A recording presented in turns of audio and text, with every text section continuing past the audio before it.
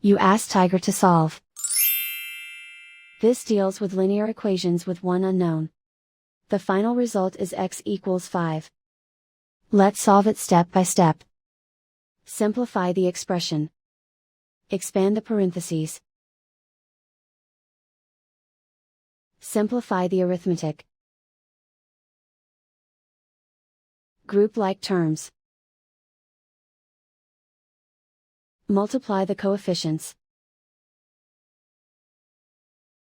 Expand the parentheses.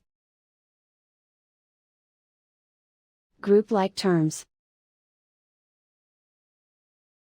Simplify the arithmetic.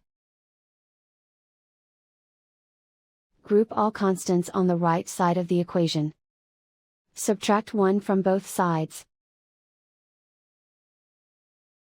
Simplify the arithmetic.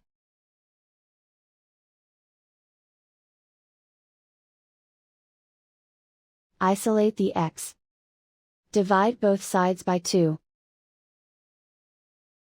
Simplify the fraction.